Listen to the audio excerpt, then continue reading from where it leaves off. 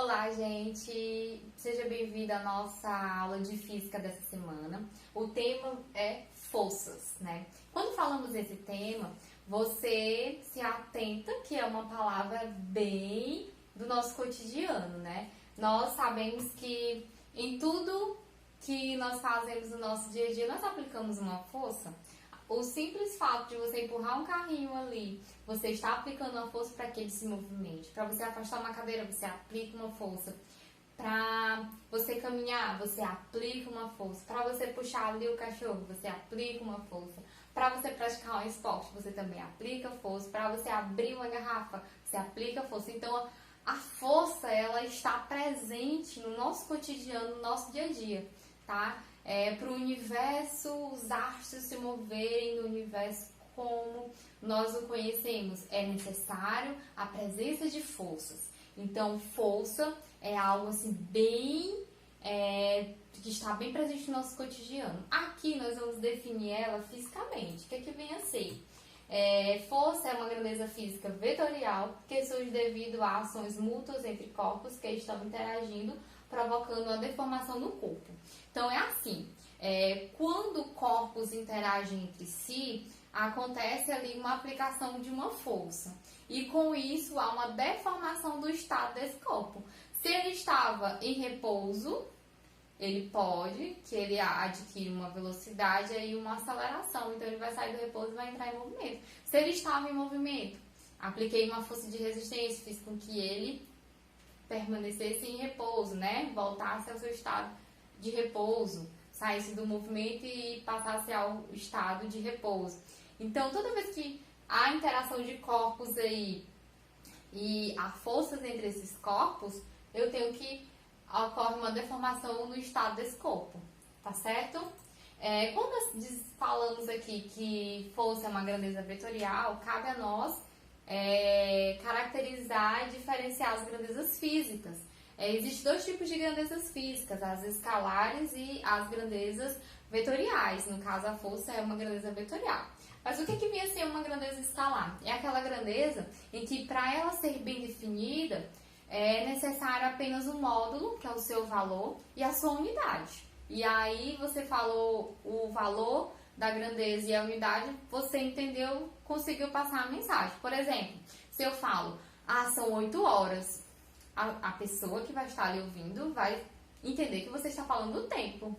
Se você falar, eu tenho 40 quilogramas, a pessoa vai entender que você está falando da sua massa corpórea. Hoje está 30 graus Celsius. A pessoa vai entender que você está falando da temperatura. Então, basta o número, o módulo e a unidade para que a grandeza esteja bem esclarecida, bem compreendida para quem está ouvindo, certo? Já a grandeza vetorial não é bem assim. Para a grandeza vetorial estar bem caracterizada, se faz necessário definir o módulo dela, que é o valor dela, a direção e o sentido. Um exemplo da força. A força é uma grandeza vetorial. Se eu peço para alguém empurrar uma mesa, aí a pessoa não sabe se a força que ela vai aplicar vai ser necessário para empurrar essa mesa. Aí ela pode perguntar, quanto de força é necessário para me empurrar essa mesa? Seria o módulo, né? Para que direção você quer que eu empurre essa mesa? Horizontal, vertical? E qual é o sentido que você quer que eu empurre essa mesa?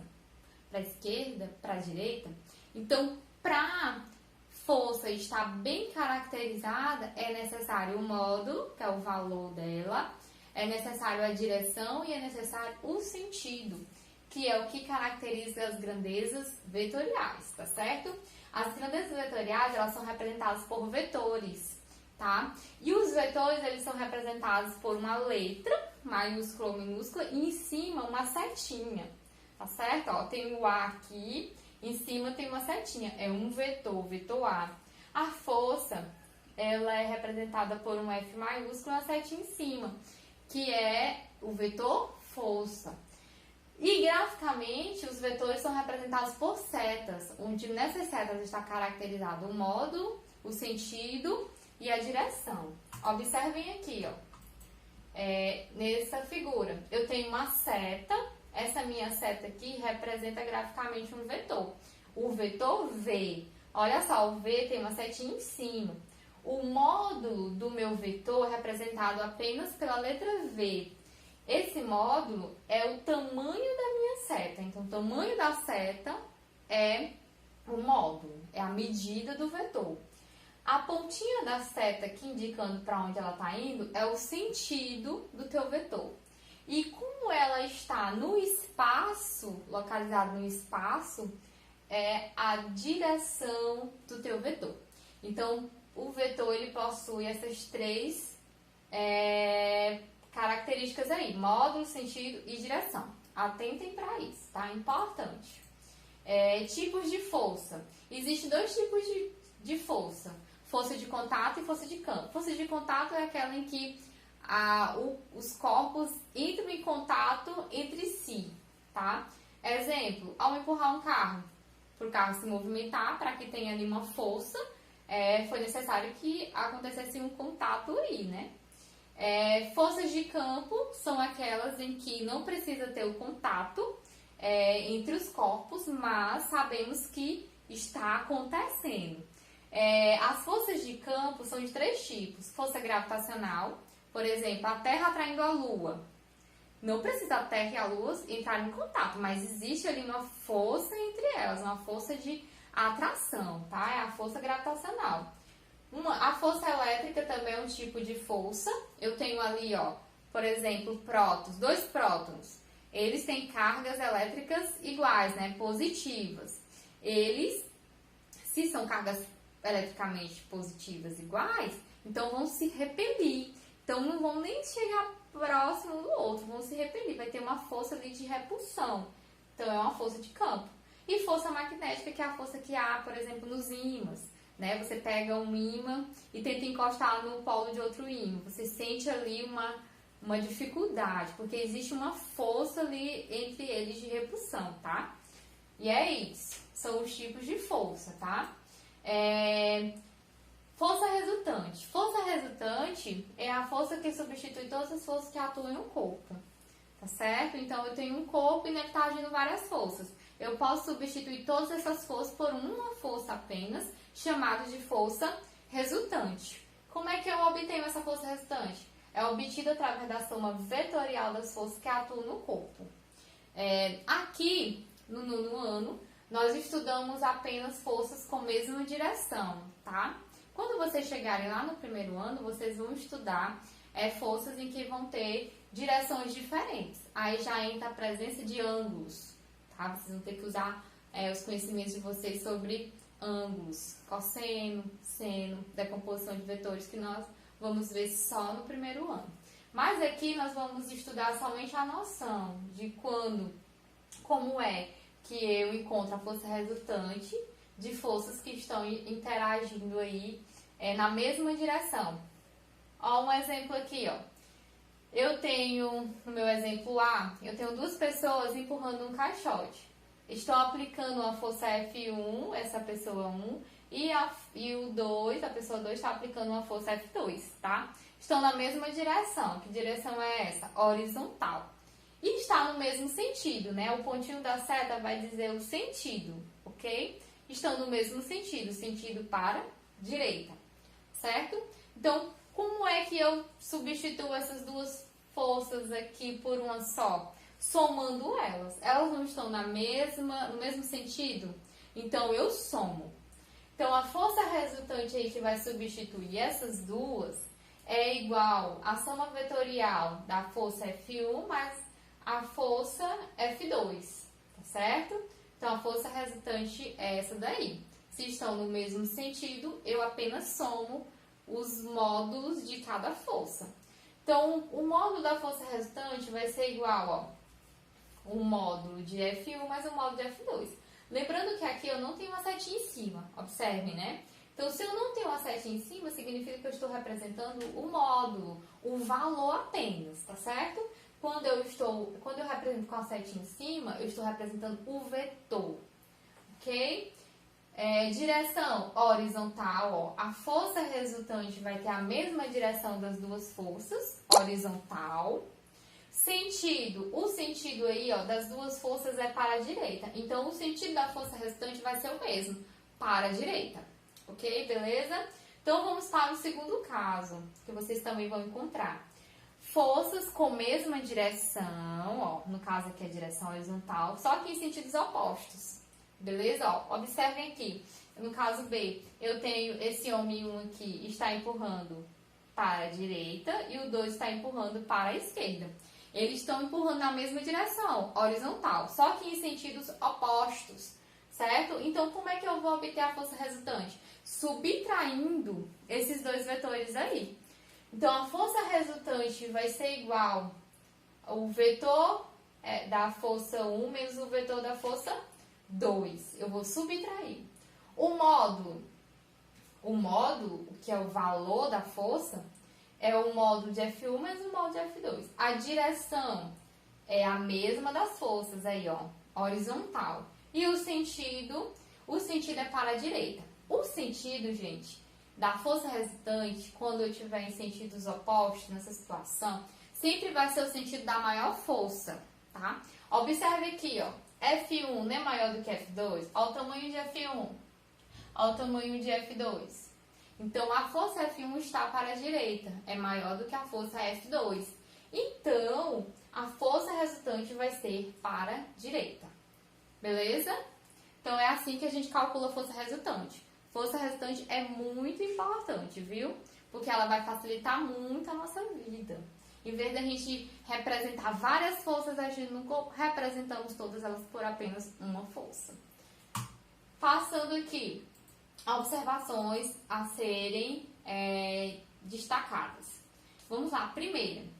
Se a força resultante for negativa, significa que ela é oposta à orientação do referencial adotado. Tá? Então, se você fez lá a continha e a força resultante, o módulo dela deu negativo, significa que ela está no sentido oposto, tá? Do referencial adotado, tá na orientação oposta. Outro ponto. Quando uma força atuar sobre determinado objeto, ela provocará aceleração, ou seja, a velocidade do objeto sofrerá alterações durante o tempo de atuação da força. Quando você aplica uma força sobre um corpo, se ele está em repouso, ele vai começar a se movimentar.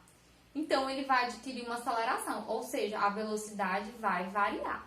Tá? É isso que está dizendo aqui. Ok? Então, quando uma força atua no corpo, ele começa a ser acelerado. Então, aconteceu uma variação de velocidade desse corpo. Certo? Aqui eu falei o exemplo do corpo em repouso e entre movimento. Mas se o corpo está em movimento, se ele está em movimento, eu vou aplicar uma força para parar ele. Então, eu vou variar a velocidade dele. Se ele está na velocidade de 20 metros por segundo, eu vou segurar ele, vou fazer com que ele diminua essa velocidade. Se ele está diminuindo a velocidade, está acontecendo uma aceleração aí, né? Que eu estou freando ele. Está acontecendo uma variação de velocidade. Tá certo? Estou freando. Outro ponto. Se a resultante for nula, não significa que não tenha força agindo no corpo. Isso aqui é muito importante. Olha só. Se a força resultante for igual a zero de um corpo, não significa que não tenha nenhuma força agindo sobre ele. Como assim? Imagine que você esteja brincando de cabo de guerra. Então, tem uma equipe aqui do lado direito e tem uma equipe do lado esquerdo. Vai chegar um momento que as duas equipes vão estar exercendo uma força ali igual dos dois lados, que a corda não vai se movimentar. Então, observe, a corda vai estar em repouso, vai estar parada, mas existem forças agindo, uma para a direita e uma para a esquerda. Então, a força resultante atuante ali é igual a zero, tá certo? Existem forças atuando, força resultante igual a zero, o corpo está em repouso, beleza? Vamos lá, finalizando aqui, unidade de força. A unidade de força é o Newton, ok? Newton, representado pela letra N maiúscula. O aparelho que mede a força é o dinamômetro.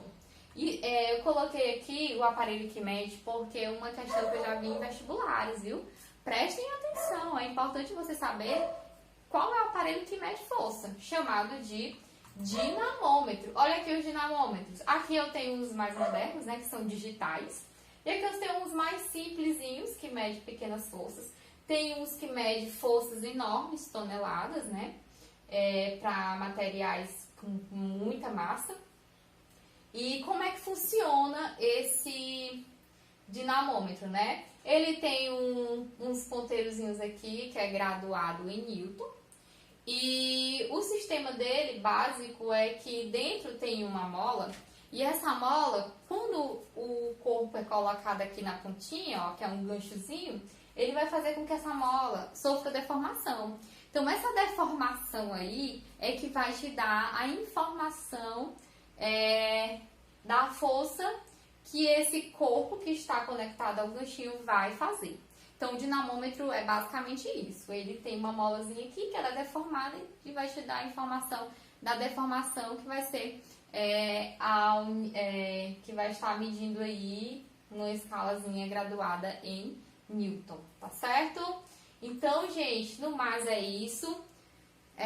Leiam o livro-texto de vocês, revejam aqui a aula, anotem os pontos principais.